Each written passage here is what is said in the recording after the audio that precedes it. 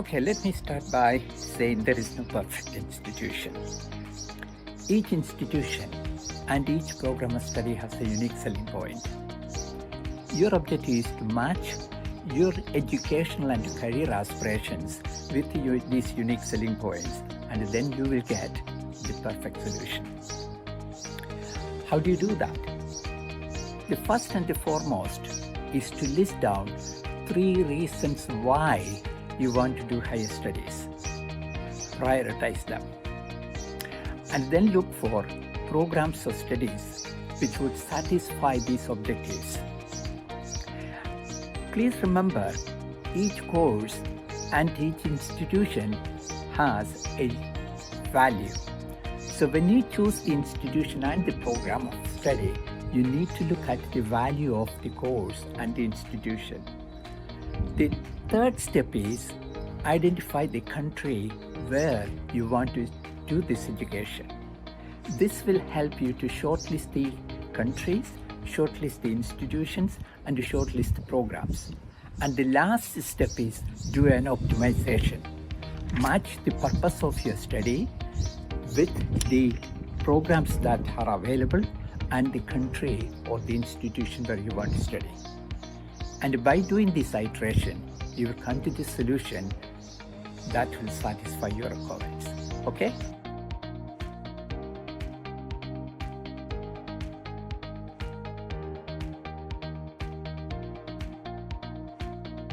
I should start by saying there was a stage in my life I was at the crossroads, whether to do my PhD in India or go abroad for doing PhD. 2 reasons why I went for higher studies abroad were, firstly, I felt if I miss this opportunity, I may never get another opportunity to do studies abroad, and that too with funding. Second was, as my then MSc supervisor, Dr. S.C. Pillai said to me, you can always come back and do the studies here, but if you miss an opportunity to go abroad, you may regret for the rest of your life.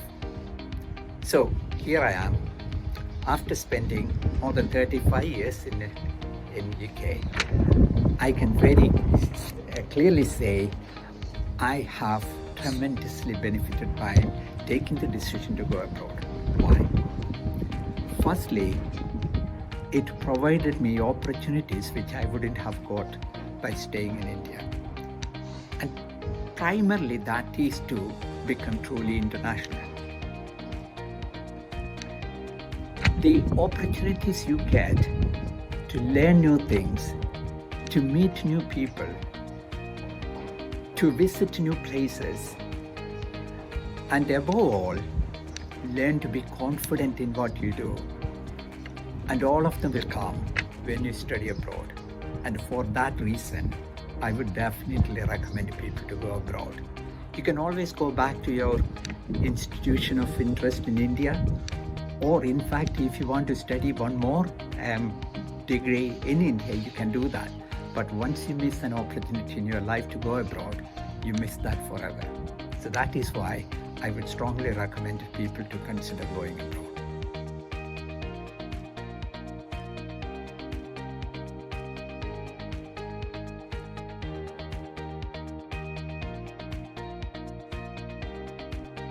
Now your question on post-pandemic opportunities for students and jobs. Let me say, first of all, I feel really sorry from the bottom of my heart for the people who have lost their jobs, their loved ones, and people who are suffering for hunger. There is huge issue faced by the society at large and many individuals in the society. We can always actually look at helping these people in different forms, but for engineers, there is a definite opportunity for helping the wider society and thereby helping themselves. And I just wanted to elaborate that. Take infrastructure. The post-pandemic infrastructure development is going to require a huge number of civil engineers, there is no doubt. The investment would be needed for the change of the infrastructure, its use, the management of them. Our lifestyle is changing. Already lifestyle has changed, and therefore that will give more challenges for infrastructure development. And a simple example is, take the case of hygiene. How many of our public places are properly designed for improved hygiene? That's a typical example. And we talk about social distancing at the moment. Okay, we possibly can expect the social distancing to be taken away in maybe months, but is there a surety that this type of pandemic won't reappear? People need mobility. People need infrastructure that will cater for their daily requirements in a changing world, and that is where the opportunity will come. Now, take another situation of education area. You have seen the benefit of online education during the pandemic season, the lockdown season. Naturally, this is going to require huge amount of investment. AI, data analytics, the usefulness of robotics, all of them in our daily life, in our manufacturing, in our operations, all of them will actually increase, and therefore new investment will be needed. Our agriculture, the way this environment is managed, so huge opportunities exist for us. And whenever we have these opportunities, there is a need to think that, do we have appropriate education programs which will enable the youth to be educated and trained? And this is where I see opportunities for student education, I see opportunities for new jobs, I see opportunities for new entrepreneurships, and in all areas, I see opportunities, and therefore, as engineers, we should be looking forward to the future rather than sit and look at the negative side. Okay?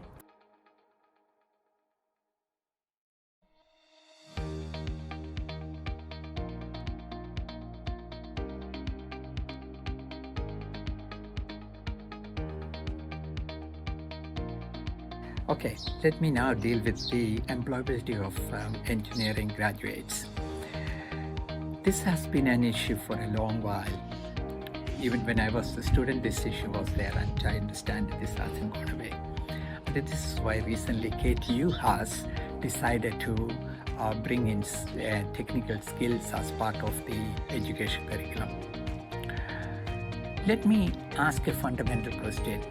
What is the purpose of technical education? Is it to teach the fundamentals of science and engineering required for you to become a professional engineer? Is it to make you understand the fundamental principles, that is knowledge as well as understanding? Or one more step further, knowledge, understanding and application. Think for a while. And one more thing is needed, communication. All these four characteristics are needed in an engineering curriculum to improve the employability. At the moment, at best, the first two are given emphasis in curriculum design: knowledge and understanding.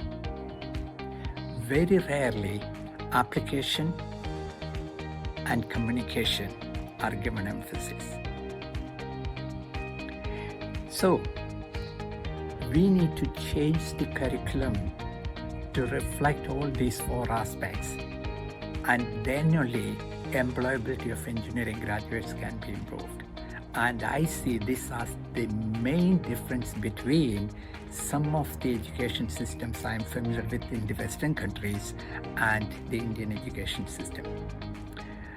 I see, for example, in UK civil engineering program, there is a particular program called Integrated Design Project. So all the theoretical understanding you get in the first year, you put it into practice in the first year itself through the Integrated Design Project. You don't compartmentalize engineering, structural engineering, environmental engineering, geotechnical engineering, transportation engineering. It is the holistic view of dealing with the project you deal with. That comes from year 1, goes to year 4, and by year 4, you are dealing with sophisticated design projects like the construction of Millennium Stadium, or you name it, any projects that an engineering student will be capable of doing it. That is the only thing that will improve the employability of engineering graduates. And we need to have this change in the curriculum design. And for that, teachers need to be prepared to change. At the moment, we are reinventing the wheel rather than making it move forward.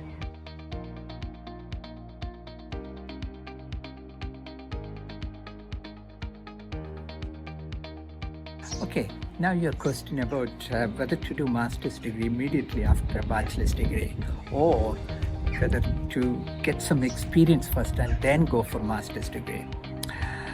I just wanted to say there is no unique answer to that question. It depends on the individual's skill-based knowledge and what they want to achieve in life.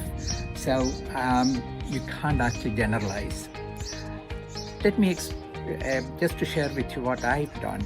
When I finished my degree, my teacher said, Basheer, you should actually go for your higher studies. At that time, I wasn't prepared for my higher studies. So I chose to join my engineering profession. And during the first 2 years, I spent 6 months doing some teaching. And at the end of 2 years of my going around to do different things, I realized teaching is actually the one I want to go for. And therefore, I then started doing my master's while being employed as a teaching assistant, and then continued to educate myself, did my PhD. So some people are very well focused. They know exactly what they want to do. And in such cases, it's good to go for higher studies immediately after graduation.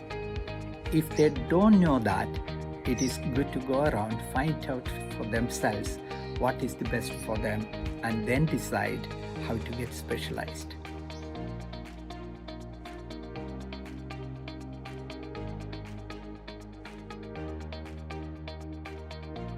Okay, now the question about how do you prepare a resume and SOP for your jobs or higher studies. Higher studies, possibly it is not that important. It is the transcript and your academic achievement that would matter, except when you go for PhDs. But for employability, it is important that, employment, it is important that you have a very well designed SOP and a resume.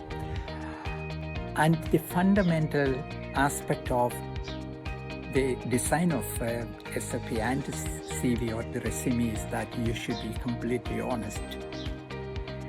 If you download a well-designed CV and just adapt, you're cheating yourself.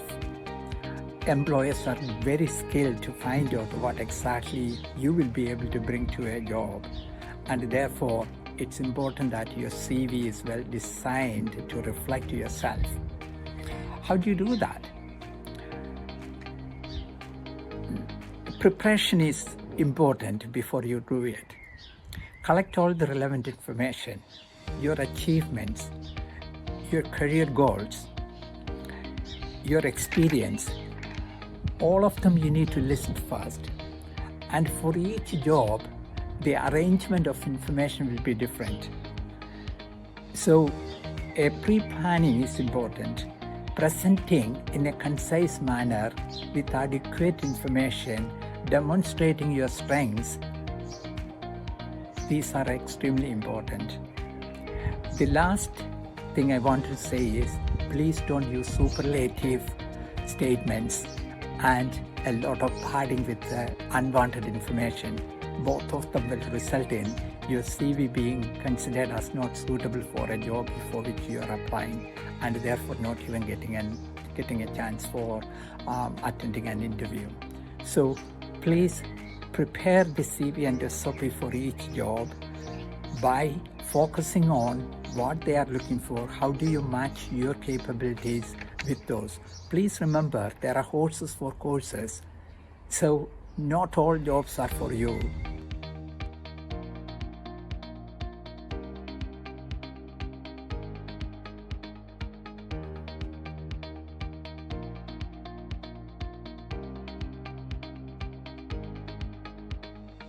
First part of your question on the generation. Can I just say, I don't consider that there is such an issue. My generation made use of the facilities and the platform which were available to us when we were in. And your generation is doing exactly the same.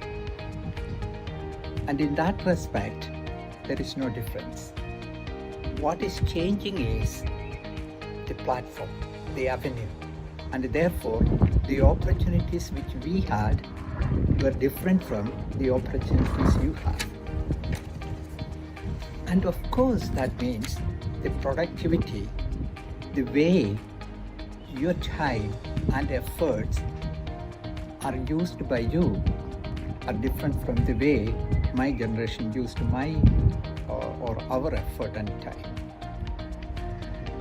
There has always been socially conscious engineers and those who were self-motivated for their own benefit. And the world will continue like that.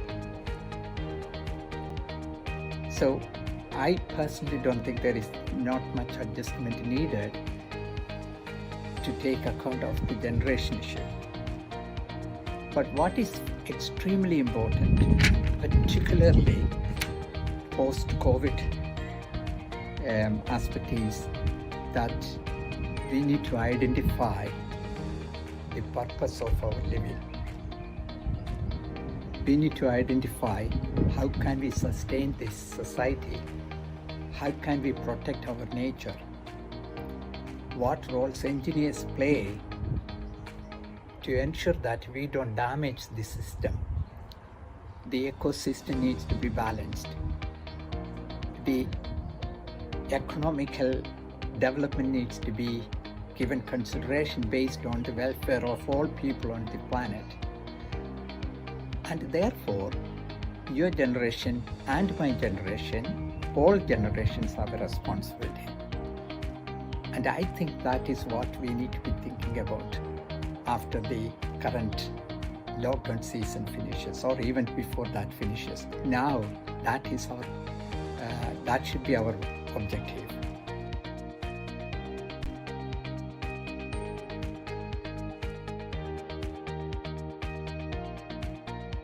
Your question has two parts. The first part of the question is why Indians succeed internationally.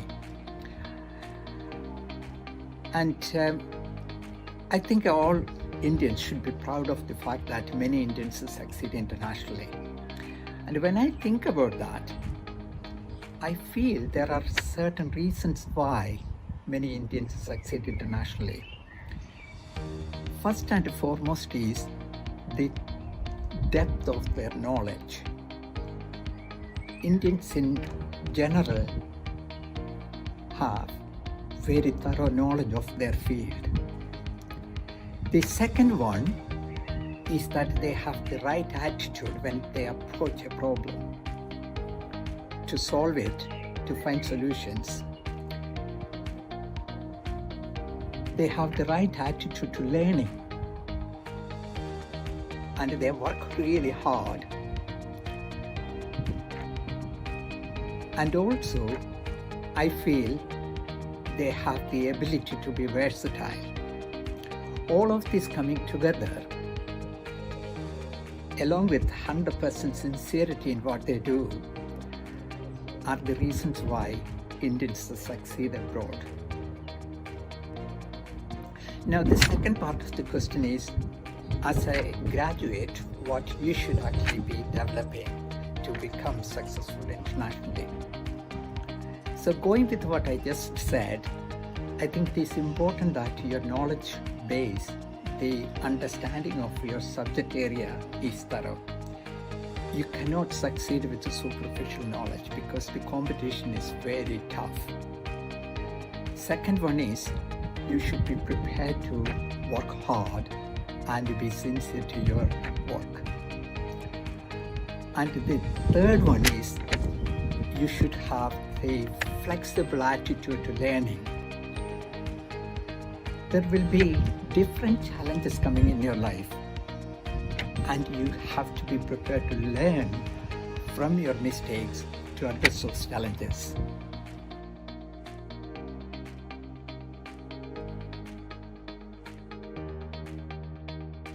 Okay, let me now deal with the question of how Tkmce influenced my career. I should actually start by saying everything. I got the foundation, strong foundation in civil engineering, thanks to the education that I got from Tkmce. I became a socially conscious civil engineer thanks to the way the curricular and extracurricular activities were planned at Tkmce College of Engineering. There are many things I can say. I did my final year undergraduate project with Professor U.C. on high-strength concrete mix design. In fact, that is what resulted in me becoming an internationally known researcher in concrete technology. The work I have done through National Service Scheme with the support of Professor Salihu is what actually molded me to become a socially conscious civil engineer. During my studies, I got involved in music, arts, sports, games, everything. For example, in my first year, I was introduced to hockey by my friend Suresh, or he called Manan. And I played hockey for 4 years for the college. In fact, the most sweetest thing was, in my third year, I scored a goal against Fatima College, then one of the mighty teams in the district.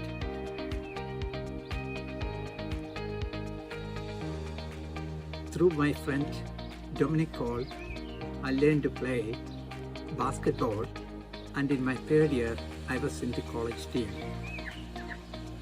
Through my friend George Joseph, I learned to play football, and I was the second goalkeeper for the college for 1 year. And through Anand, I also participated in drama, not as an actor but just prompting, but I was involved, and Anand won the Best Actor Award and the Best Drama for our drama.